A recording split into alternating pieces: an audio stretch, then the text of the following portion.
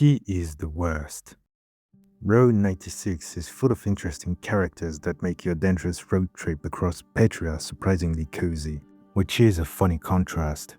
You've got career criminals, a journalist exploiting people for fame, a manipulator sending kids to their death, and even a literal serial killer. But there is one person who's far more dangerous than any of them. Zoe. Strange, isn't it? How can a runaway teen be more dangerous than a serial killer? Well, Zoe doesn't want to hurt people, but her decisions change the lives of everyone around her, and she never understands the cost, because everyone else pays for the consequences of her actions, while she gets to play the hero. And you, as the player, are the perfect victim, because you only get to meet Zoe once per run while controlling a different runaway every time. It creates an interesting dynamic, because as the player, you get to witness Zoe's full journey across Petria, but you're trapped in a first encounter loop. You remember each run as the player, but your runaways don't, so you have to navigate the story trying your best to keep your character alive, especially when dealing with Zoe. You know nothing good comes from getting involved with her, but again, your characters don't. It drives the plot forward, and it changes how you view the journey as a whole. It gives more personality to the characters you play as, showing that they are a product of the environment they are traveling through. The first half of Road 96's trailer sells this cozy road trip, and the game does a good job at delivering that experience.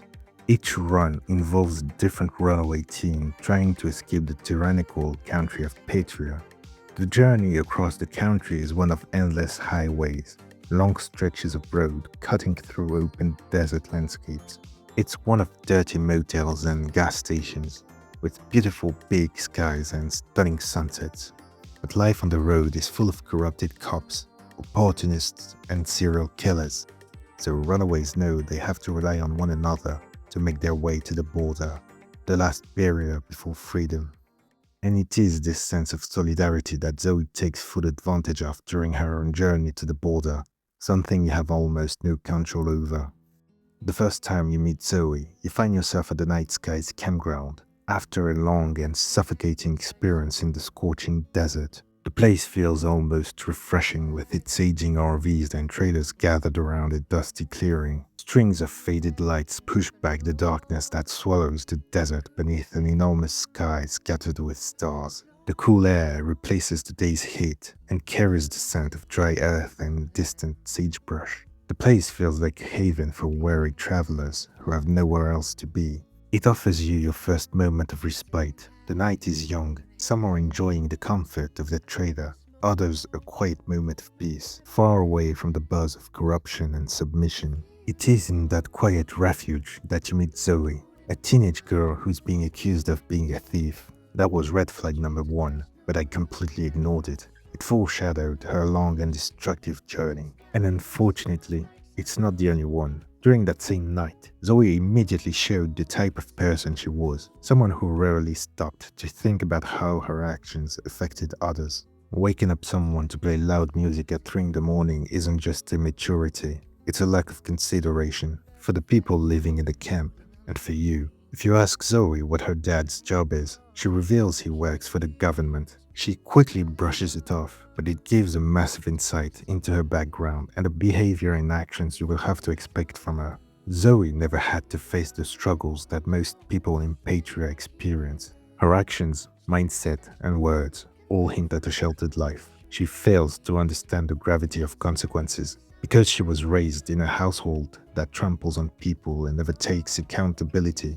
Like many other characters, such as Sonya Sanchez, she offers insight into the country and its people. More specifically, she gives insight into those who hold power. She is a reflection of the tyrannical government plaguing Patria, as well as a smaller-scale depiction of how corrosive that government and its system are on people. She doesn't do it on purpose, but that's precisely what makes her dangerous. She goes out of her way to get you kicked out of the campground and fails to realize just how bad the situation could have been. At this point of the story, I was too captivated by the beautiful soundtrack to care. The melody dulls your survival instinct and makes you lower your guard. And this exact feeling would repeat itself throughout the story. the runaway you play as always feels compelled to help Zoe. This pattern repeats every time you meet her. The runaway meets Zoe, helps her, they both get in trouble, and she bails out. The first time it happens, you forgive and forget. I did.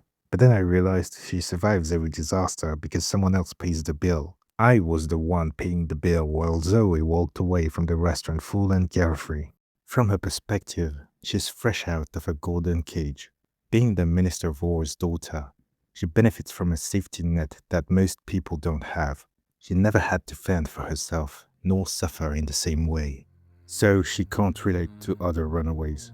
To her, just like us as the player, it's all just a road trip at the beginning. To her, running away feels more like an adventure than an escape. Zoe doesn't fear being arrested like the other kids because her connections ensure she always has a place to go back to. And this safety net allows her to have different priorities than most teen runaways. Most runaways aren't chasing an ideal. They're escaping a reality they can no longer endure. They know getting caught means the end, because unlike Zoe, they don't have a powerful family waiting to protect them. Morality is a luxury that only the privileged like Zoe get to wear. She demands moral purity and preaches noble goals. But she only gets to play the heroic martyr because poorer teens are dying as collateral damage to keep her plot moving forward. The runaways you play as only see someone who needs help, and that compassion immediately kicks in. Zoe survives because of that compassion, almost like a parasite that doesn't realize the harm it causes. It's not necessarily malicious, she's more often than not simply courting the moment. But because she never truly loses her safety net as the Minister of War's daughter, she uses the poorer runaways as disposable shields without realizing it. Her privilege blinds her to real danger. Even when faced with arrest and even death, she treats them as minor inconveniences because she doesn't have to deal with the deadly consequences of her reckless choices. When Zoe takes idealistic risks like antagonizing a police officer or carrying stolen files, she fails to understand that nobody has a second chance except her, and it shows in the way she behaves compared to other runaways. While others are often stressed out, dirty, penniless, and possessing only practical items they can sell, Zoe treats the escape almost like a romanticized rite of passage. And perhaps we as the player can relate to Zoe because we are the only ones who get second chances when making mistakes. If our runaway gets arrested or worse, killed, we can just try again with the next one. And the uncomfortable truth is that Zoe isn't the only person who treats Patria like an adventure. For most of the game, we do too. We treat the runaway's journey as a cozy road trip while they navigate through dangerous situations. Except Gerard. You'd need to have a screw loose to feel cozy around this lunatic. But while both the player and Zoe benefit from some sort of protection, the major difference is that Zoe is a runaway herself, or she should be. Because her independence is nothing more than an illusion. After the events of Mile Zero, Zoe left her dad and her life in the luxurious district of White Sand. But this rejection of privileges and years of propaganda brainwashing is only physical. Because Zoe never had the chance, or in this case the misfortune, to develop an independent mindset. By the time you meet her on the road, she's aimless and still quite dependent on the protection her status offers. Because her decision to leave was purely emotional and made on a whim, she lacked direction and relied on others to give her some purpose, just like how she used to rely on the system to live a comfortable life. When the brigade rescued her, she shifted her dependence towards them, which made her a prime target for Robert, the leader of the brigade, known for manipulating children and teens into committing crimes for him. The brigade gave her a purpose, a reason to complete her journey beyond simply running away, but they didn't care about the half-hearted ideals she carried. They cared about whose daughter she was. So even this seemingly first real step towards true emancipation isn't really one, because she's still defined by the system she hates. And you can see Zoe's dependency problem quite well during one particular event. When runaways reached a cave near the border, they'd leave a message to convey their rebellion, wishes, or simply their hope and beliefs. Zoe, however, draws the brigade symbol, It feels insignificant, but it's actually hinting at something much darker than a simple joy. Up until now, Zoe's mistakes were mostly dangerous on a personal level, but once she joins the brigade, those same flaws begin affecting an entire country. The brigade weaponized Zoe's idealism, and in turn, that sudden shift amplified her recklessness. It wasn't just about upsetting a cop anymore, it was about instigating a revolution. Zoe goes from asking someone to help her escape to sharing confidential documents that could change the country forever. And you see this compassion that has saved Zoe before being turned into the very catalyst of that revolution. While the stakes kept growing bigger and bigger, Zoe's lack of awareness persisted. She willingly involved a complete stranger in an important mission that could kill them both.